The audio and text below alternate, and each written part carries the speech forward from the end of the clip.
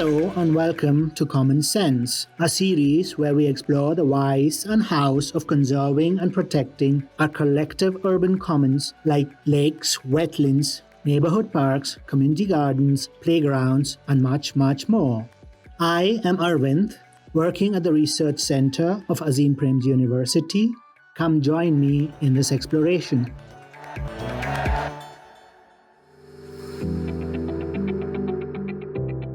In this first episode, we have Harini Nagendra speak to us about what are urban commons, the process of commoning, and how we can set out to protect these collective urban commons. Harini is the director of the Research Center and a professor of ecology at the Azim Premji University. She is a well-known public speaker and writer on issues of nature and sustainability. She has authored numerous books, including Nature in Our Cities and Cities in Canopies, as well as her mystery series, The Bangalore Detectives Club.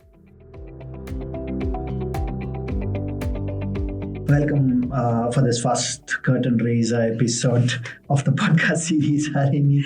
Thanks. So I would like to start off with this discussion with the most basic but a very prominent and an important question as to, for a common man, what are commons? How can we say that this is a common, and and how does it differ in an urban setting? As you know, this is all about urban commons. So how does that differ in an urban setting?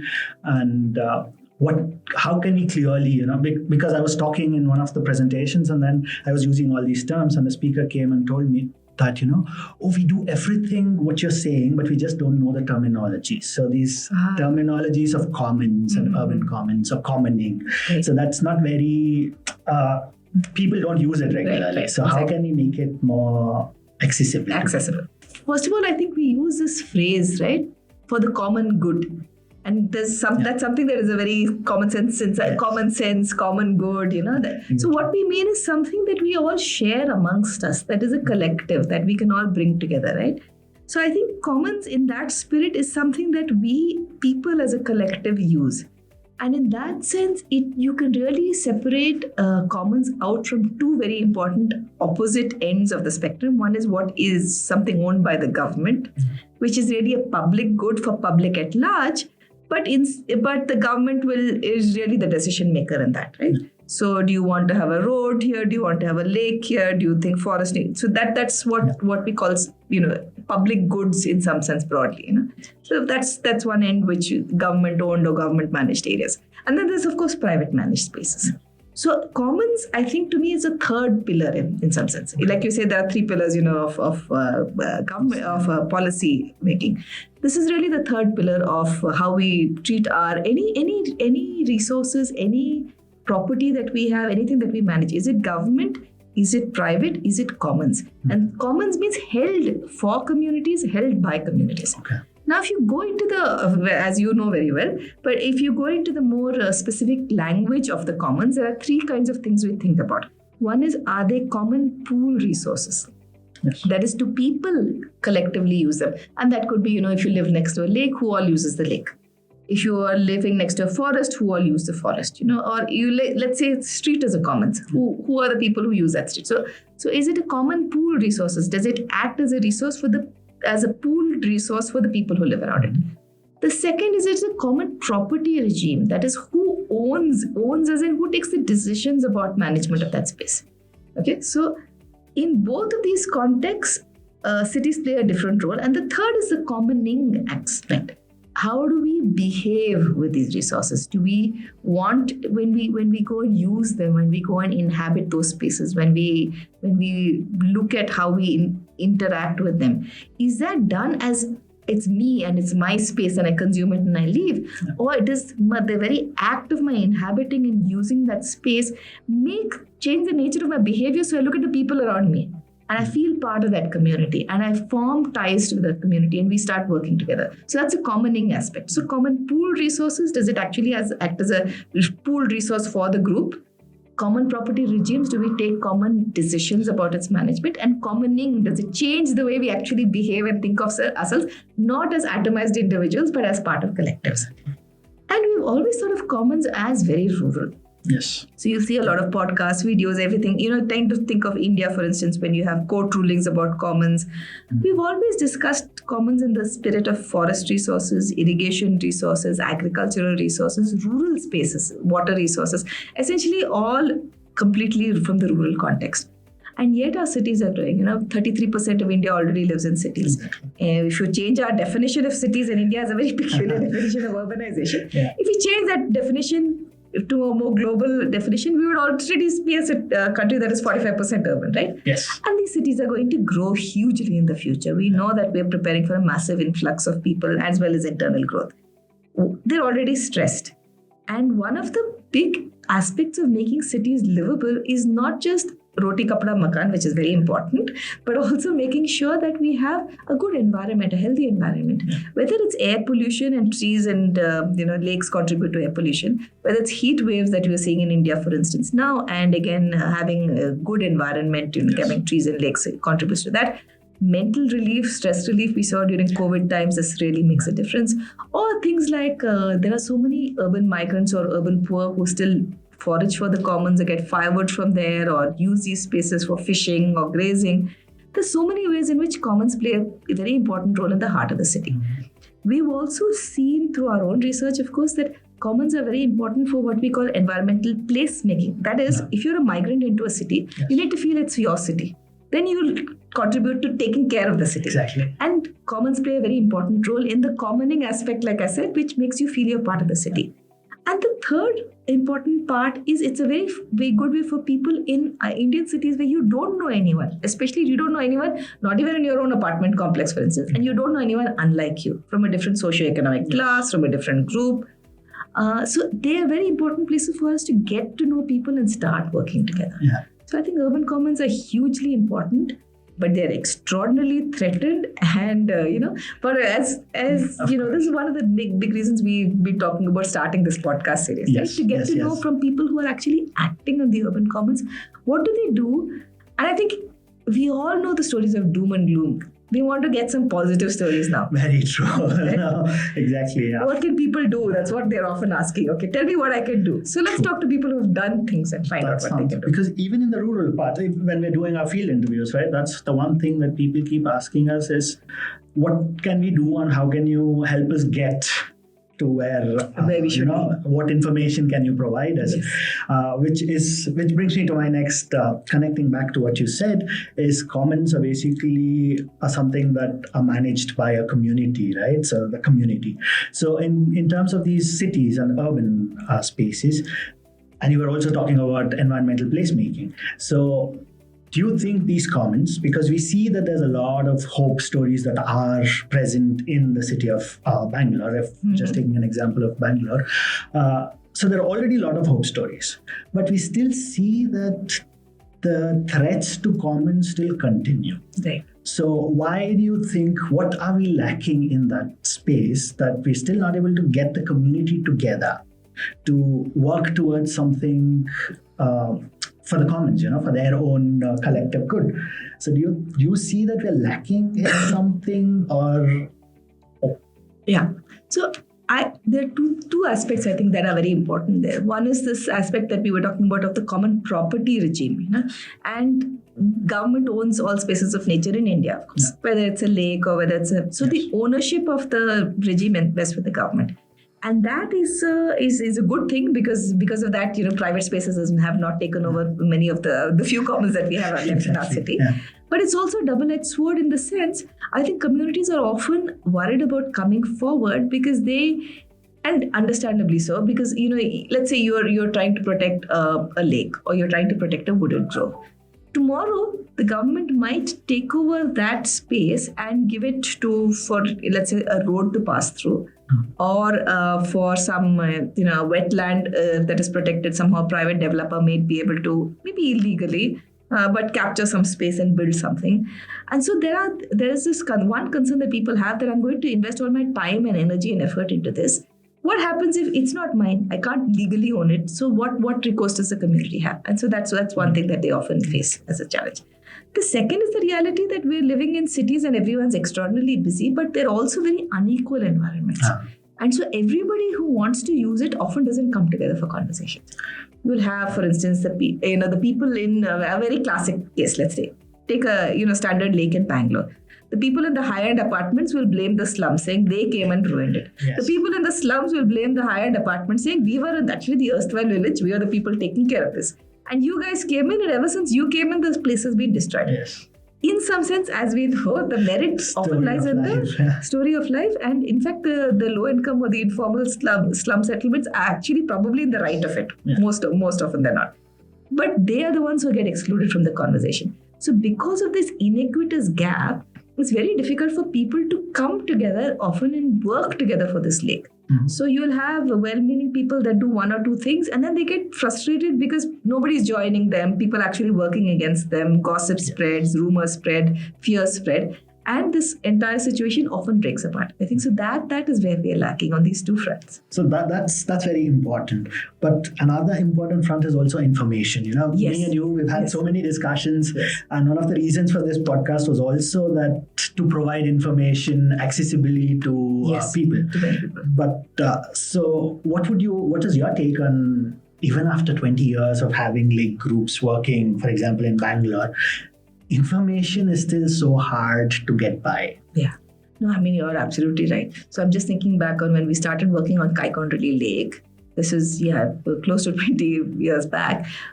The situation has not changed. So start with, okay, you are a community that wants to protect a lake in your area. And you can see there is waste dumping going on. There's some unauthorized construction going on. There are all kinds of other challenges. The pollution flowing into the lake.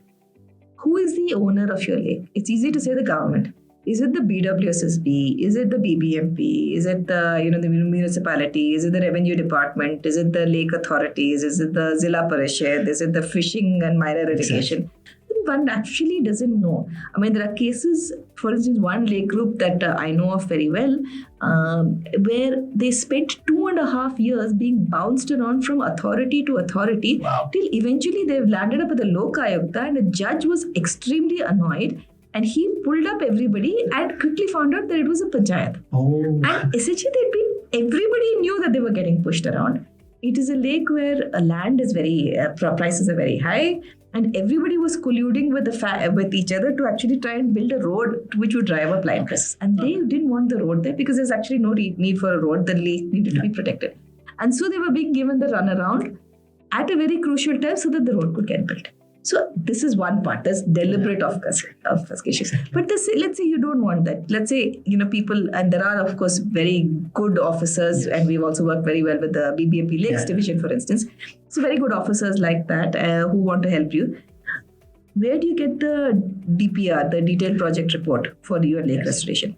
How do you know who are the government authorities in charge? Where do you get your maps from? Or, there's encroachment on the site. The revenue department needs to stop that. But then how do you get the revenue department to do the survey? Because if BBMP calls them, it's not that they will come.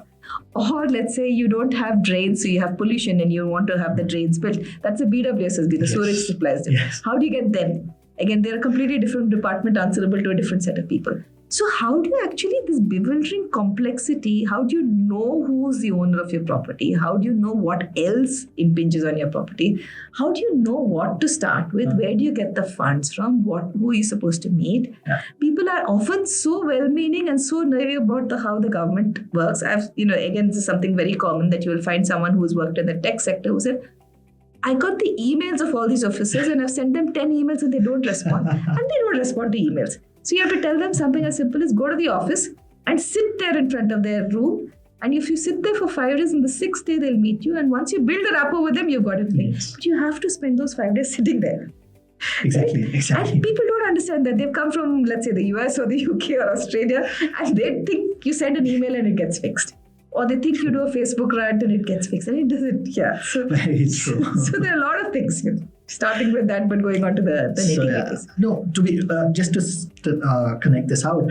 So the street light in front of my house, my parents' house, was gone. So it was off. So I tried to call, because the KEB people tried to do something. So I called the KEB. I said, the street light's gone. They said, this is not our job, so you have to call the BBMP. Then I called the BBMP. The BBMP said, you have to speak to the KEB because they were the ones who were trying to do something. And then I said, take a complaint and, come and change it.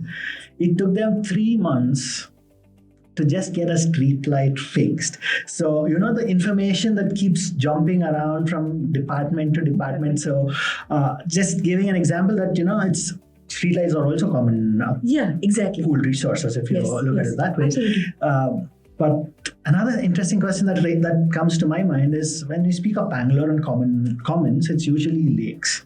But there are so many other commons as well in an urban setting. Yes. So why is there so much prominence for lakes compared to, because Bangalore was called the Garden City of India and no more, right? Yes. So, but why do you think that we tend to focus a lot on one lake, one common and not the others?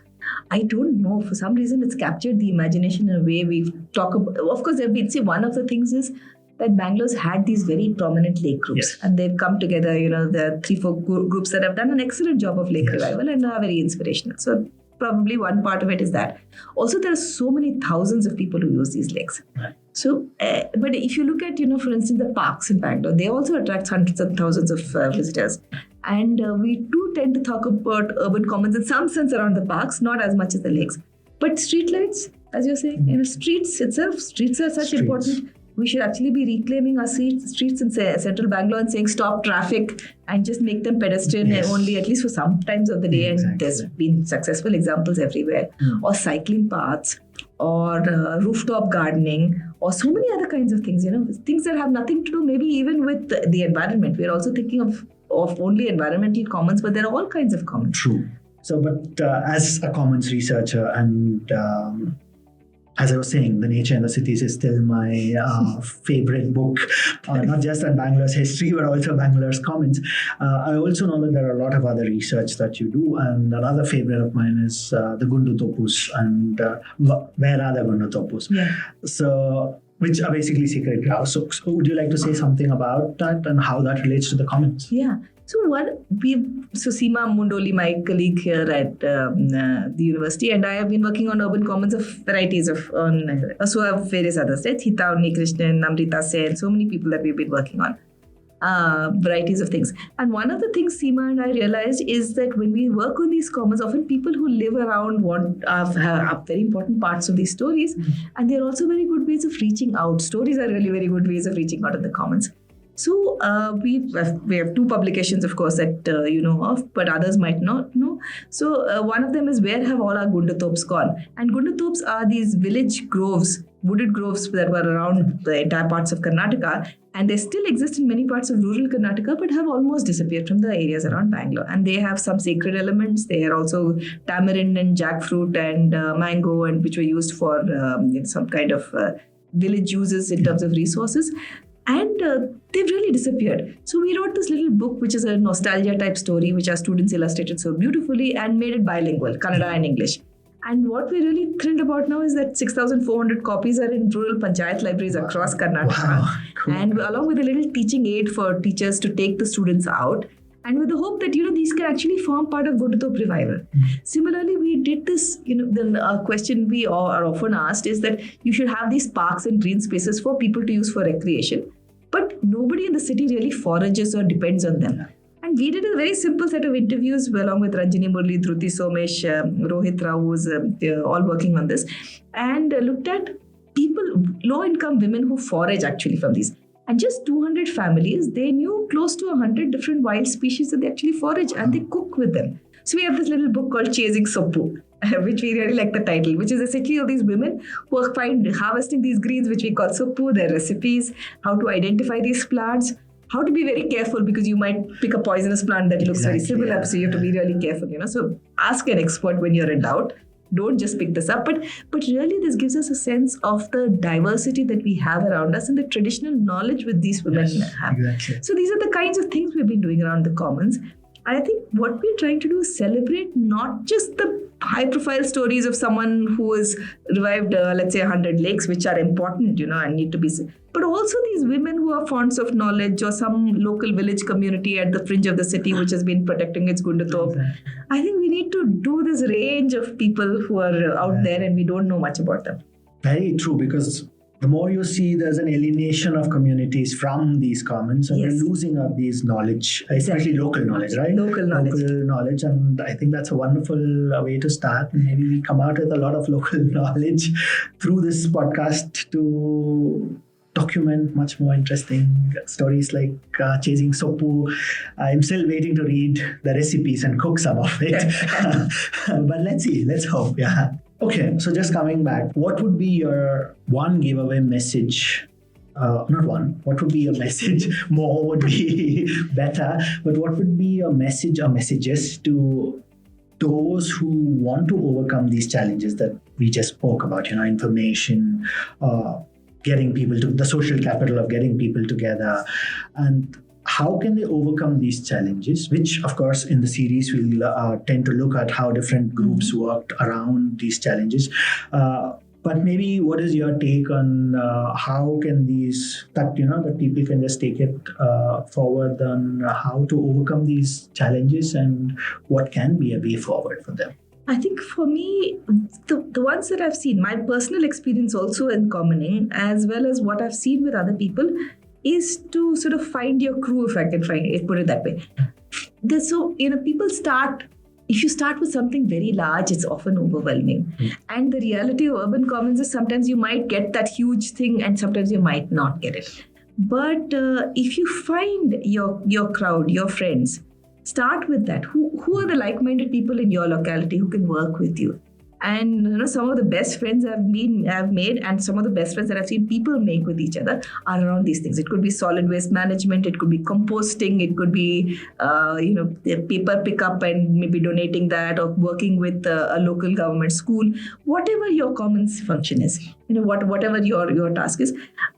Find your tribe. If you find like-minded people and you start getting to know them, that friendship or that inspiration will keep you through the highs and lows. And the second thing is, don't start with a very huge task that, I want to revive Bellandur Lake, for instance, and if it falls, it fails. Do that also. But maybe pick something small that you could do. Maybe I want to map all the trees in my neighborhood and create a little map so that I can take school children and train them through that. Or maybe I want to set up something like composting in my neighborhood. So we all find a way to take our vegetable trash and compost it. Something like that you can do that makes you feel good about because we all know the reality that these are very big. Yeah. But it starts with small positive steps that we keep ourselves happy. So I think the happiness of finding your tribe and talking to them, and the happiness of doing something positive, is what lets us get to the big wins at the end. Cool. Thank you. So the key takeaway message would be find something small, stay happy, find something that makes you happy, and then find your tribe, right? Find your tribe. So I think that is a wonderful way to conclude this contextual podcast, and we'll dig more on all these issues that you pointed out in the coming series of podcasts that are upcoming in the next few months. And so for that, I'll say thank you so much for setting the context, and we'll call you once again to give your perspective on a lot of these issues that have been pointed out. Thanks, Arvind. And we hope all of you join us, because we're going to talk to some really fascinating people that we have lined up working on urban commons revival across Indian cities. So thank you so much. Thank you, Harini. Thanks. Bye. Yeah. I hope you enjoyed our conversation. Sometimes one just needs a bit of common sense to start protecting our commons. This series is part of the Azim Premji University podcast initiative, and you can find us on multiple platforms. To know more about the other series on this channel, please follow the link below. Hope to catch you during our next conversation. Goodbye.